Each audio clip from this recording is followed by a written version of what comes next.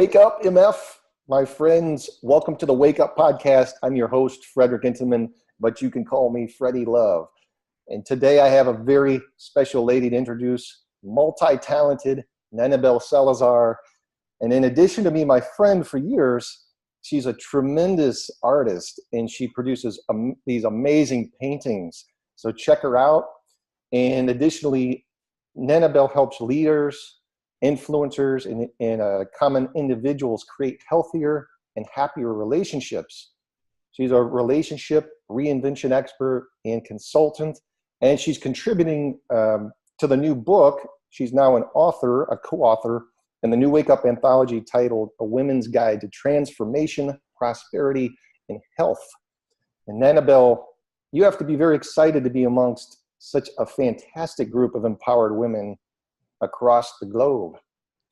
Oh, Freddie, you have no idea. This has been one of the most beautiful journeys I ever taken. And I always wanted to write a book. And for the past several years, I've been tempted to write a book. But it takes a lot of time, and getting into yourself, and especially when it's a non-fictional one.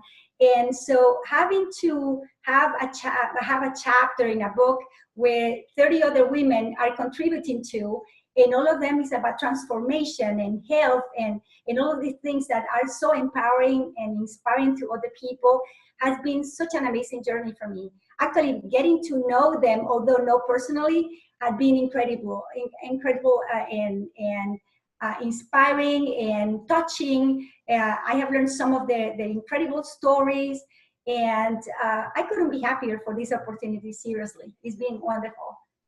Yeah, and you touched upon something really beneficial, because when you're part of these anthologies, you grow your network and your friends, and your network goes up notches because these are successful people.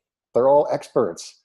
And therefore, the greater, they say, your success is really dependent on your network.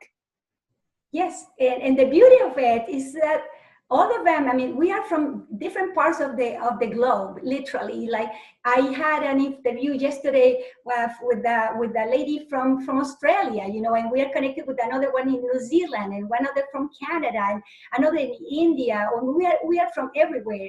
And so having this variety of, and all of us have a different personality too. So different, and different stories to tell.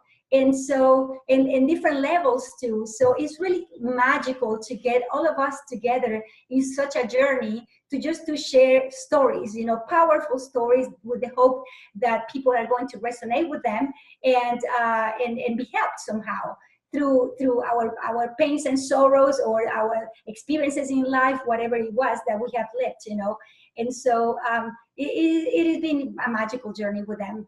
I couldn't imagine myself in a better place right now. I wish that I could meet them very soon in person to give them hugs, and get to know all of you.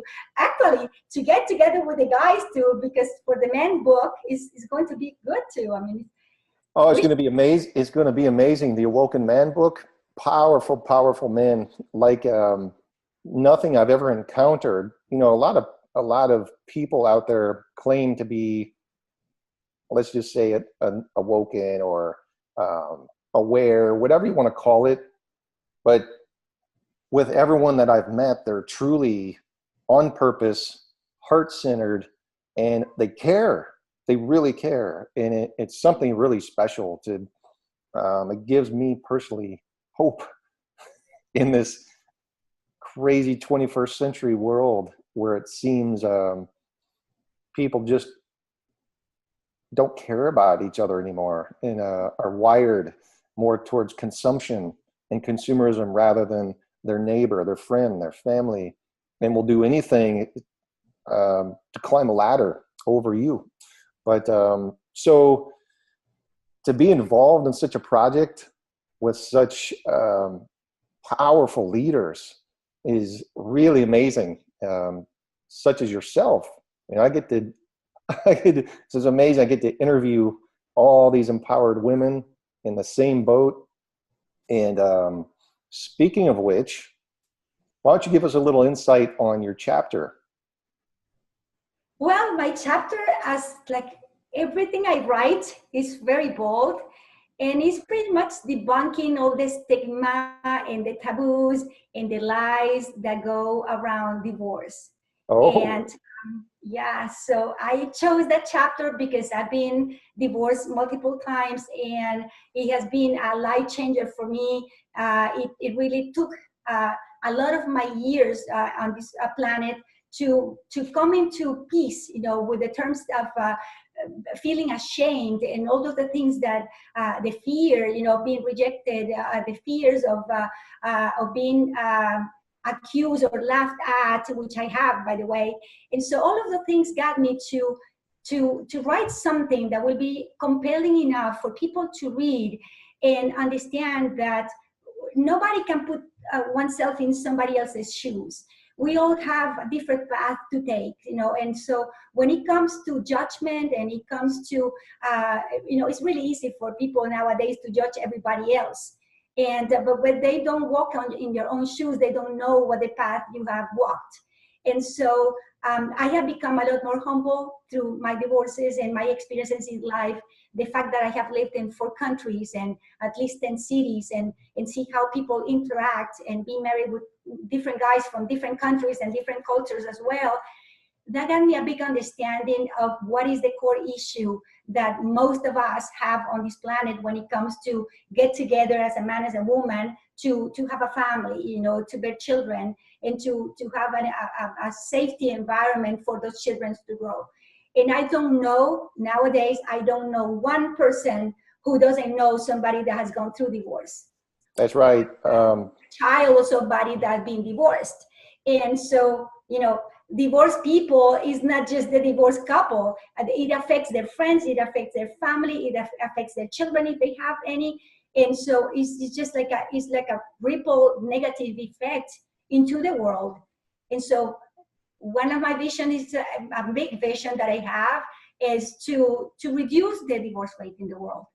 And by creating awareness, not by stop getting married, because I truly believe in marriages. Otherwise, I wouldn't have been married more than once. Right, right. I also love this. I love the symbolism behind marriage. You get rings that say, "Hey, we stand for something. We stand for our love and what we believe in each other." And I also myself, it's one of the most painful things I've ever been through. I went through a divorce after 10 years, also with a foreign woman who, you have to adapt those, you have to bridge those gaps. Yeah, a lot of gaps. Mm-hmm. Because you just don't have those commonalities. But there's a lot to it. And unfortunately, when you don't properly think things through because you're swept off your feet in the potion of love, you think you're making the right decisions, right? When it's all very hormonal, and that can interfere with sound judgment and decision making. Yeah, but guess what? You just said something interesting about that you married somebody from another country or a foreign person, right? Well, I married also two guys that were actually from here, from the United States, very different from one another. All of my ex-husbands have been so different from one another that you could say Nani doesn't have a taste. I mean, they're all so different, and in shape and everything, and culture and the background and the upbringings, all of them are different. But then again, when I was living in Venezuela, I married a guy from Venezuela. And Okay. it was the culture that I grew up with, And actually, I married two there. And the problem is not the culture, because at the core, like why we say it like at the core level, we are all saying the same. If you passed traditions, religion, all those things, you can have a super happy relationship. The trouble is when you don't know what you're looking for. Uh-huh. It's something that I found finally understood no long ago, perhaps like 4 or 5 years ago, very late in my life after facing my last divorce. I said, what in the world happened to me? How come I was the first one to ever get divorced by my mom's side of the family, and didn't go once but twice and then 3 times. I mean, how come did it happen? Right? And so when I started studying myself, when I was on the lowest low that you can imagine, I was in the basement, right, of my life, trying to build the pieces back up to survive another divorce.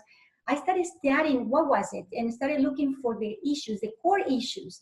And I found that all of them were based on taboos and myths.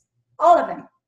All of them, no exception. So I started writing. That's why I created Nanybel Unedited. That's why I started creating speeches around relationship myth types, because we all believe in myths. I mean, it still surprises me the amount of millions of people that are looking for the Prince Charming or the princess, the Cinderella. Right. There's That's a bunch of crap. That's a bunch ideal, of crap, yeah, very idealist. Yeah, and then we become disposable nowadays because we have this technology, so you can swipe left and right, oh, I like this guy, I don't like this guy. Has nothing to do with the faces. It has nothing to do with the way they present themselves, because we're selling one another all day long. And so then when you start dating somebody, it's like, you sell yourself like the best version of you, because, you have good manners on the table and you behave this way or that because you want to impress the person that you are in front of, right? But then again, that person is also selling you something that she is not 24/7. And then it's really funny to me when I ask couples that have been together for a year or 20 years how the relationship is. They say, well, the honeymoon stages are over, but we are fine. He said, what do you mean by the honeymoon stage is over? What do you mean by that? Well, they don't have a sex life. They live like brothers and sisters. They don't talk anymore. They just fell apart, and they still in this union just because. And it's because they didn't know what they were looking for before they met. And it's not what people think. It's very far from what the social, the news, the movies, the romantic comedies, all the things make us believe of what a true happy relationship is about.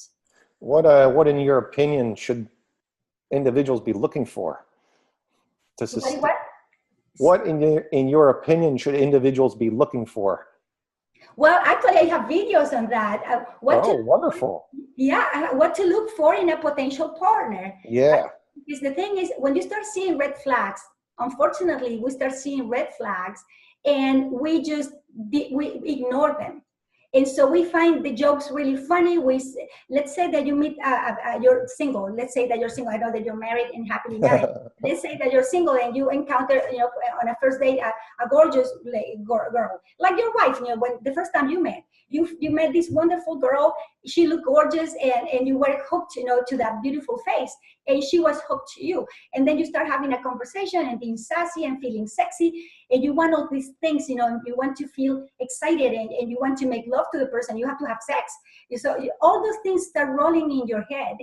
But the funny thing is that if we have already in our brain the model that we want in that person to be, just because the person in front of us is already handsome or is cute or whatever it is, we immediately put on that face and that body an image and a movie that we have running in our head of our ideal love partner.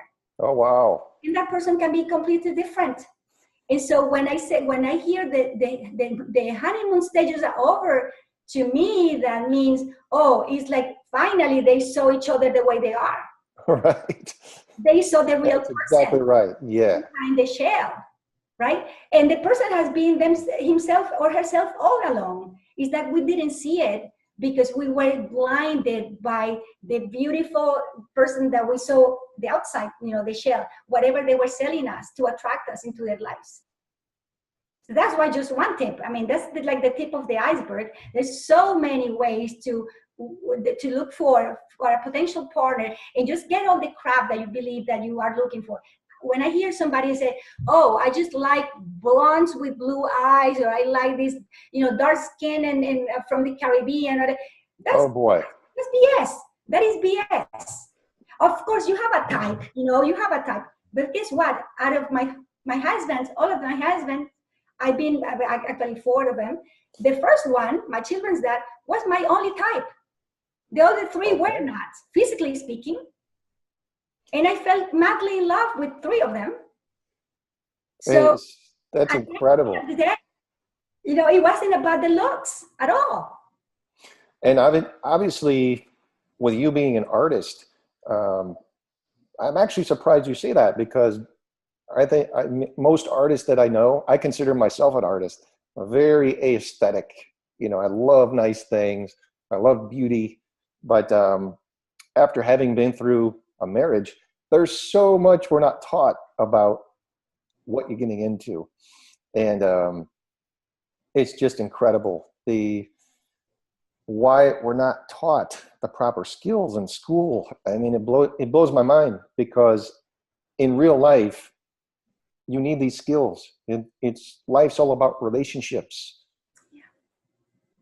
And there is something that really pains me, and I want to have more time to either write a book or to go do speeches for teenagers, because none of us are taught how to love a love partner, how to make love to a love partner, how to navigate life with somebody for the rest of your life and still fall in love every single day. They don't teach you any of those things. And so it breaks my heart that I see the younger generations, all the way to perhaps 40 years of age, even where they just don't believe in marriage anymore, because they have been they got so discouraged by seeing so many people suffering from divorces. He said, what's the point of getting married, if you're going to be that miserable? I'd rather just stay single and just go to bed with whoever I want to. And so they just wanting to have that love, but they're too afraid of embarking in something like that. They are, because they felt, I have several friends that I understand what you're talking about. They felt the ripples of my pain and they saw what I went through, and they want nothing to do with that. So yeah, you're absolutely right. Perhaps we could do something together, because I really I know, right? Something that is going to be addressed to very young kids, and actually young adults too, because they're struggling. They're not even interested in having a relationship with anybody, because they are afraid. So that's why they just grab their phones and look down, and so they don't have to deal with the rest of the world. That's right. Another reason is because this next generation is coming from a very high divorce rate situation. Yeah. And guess what? There is something here, for example, in the United States, where we both are, there is something here where they say, that if you Google it, you're going to find that the divorce rate has gone down. But I truly believe that it didn't go down because people are happier. It's because people don't marry as often anymore. Because it's been always more than 50% of the marriages fail. And then again, there are other countries where 75% of marriages fail. And it doubles in amount, for the second time, at the second round, when you get married, that you have a bigger chance to get divorced again, because you're bringing all the baggage from the previous one.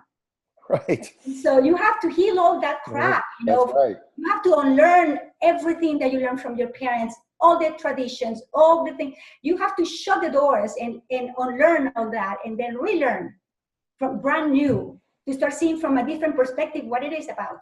Because I truly believe that they made us believe that, marriage is an institution to have families. And what kind of families?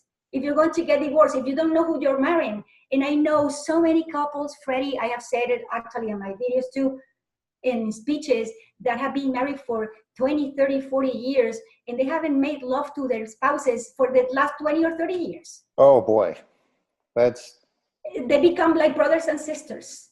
They don't cheat on one another either. They just become like monks and nuns. That's not living. It's painful. And when I asked him, we were talking about it earlier, when I asked him, they said, well, like if he's a guy, for example, I have several friends like that, believe it or not. And they say, well, I assume that women, after they give birth, they don't want to make love anymore. He said, who told you that? And he's like, he was afraid of asking. She was in pain probably because she had given birth. And when we give birth, we are in pain. Our hormones are like crazy. We are breastfeeding and we don't want to be touched. I mean, it's painful, you know, and we're going to even through depression because our bodies change. And we get cellulite and we get a lot of things, you know, and so it's like a bomb, you know, that is thrown at us. And then we are 24/7 taking care of another human being. And so then the husband feels like he's left out. And then, you know, there's like some rejection that he's feeling. And so the communication stops. And that's just one case. Right. It's so funny because you speak the truth. And relating to, you know, what women go through, they give birth and we start to age and things don't look the same as they used to.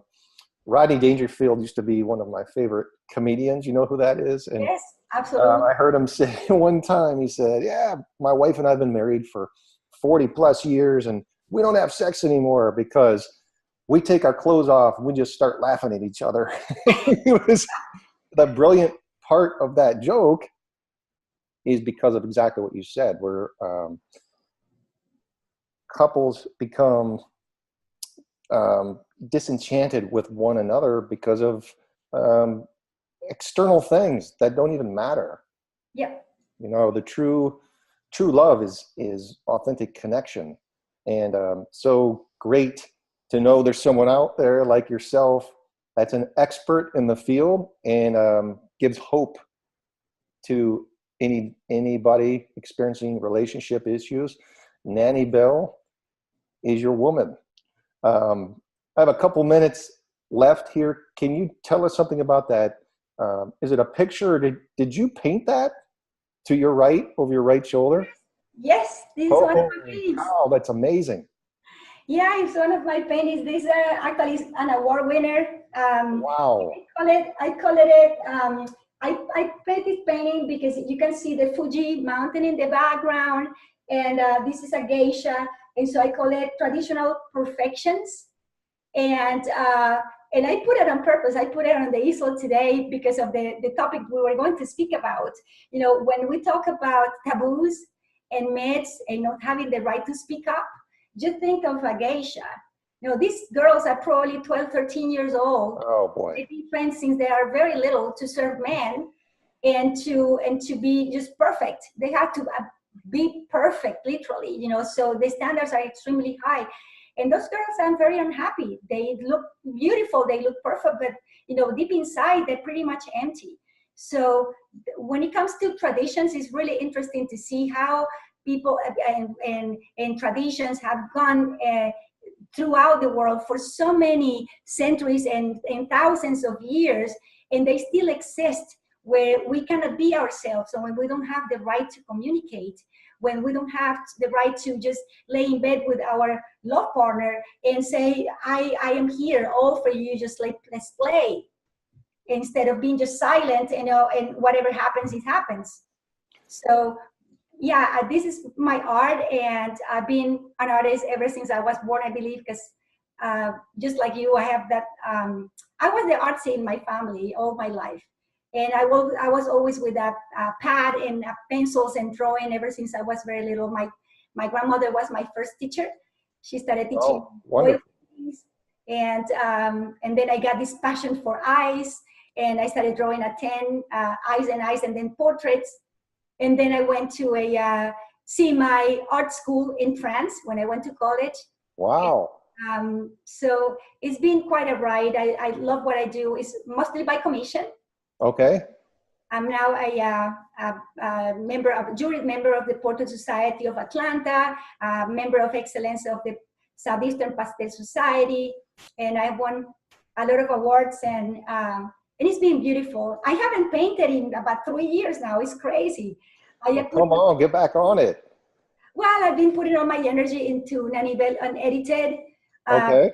I have this larger vision, you know, of course, I could be painting behind, I mean, on an easel all day long because I absolutely love it. But then again, I remember John Asraf that he asked me about 4 years ago at an event that why is it that I wanted to start speaking up instead of doing paintings because I was so brilliant at my work of art. Uh-huh. And I said to him, you know, I love painting. It's my lifelong love. And I couldn't imagine my life without art. But when I do a painting, I can make happy the viewers. I can make happy a couple happy. I can make a family happy. But then again, to be able to make a big impact in the world, I cannot do that behind an easel. Right. Now, I had to step up. You know, I had to yeah. step up. Now, what are your art pieces for sale?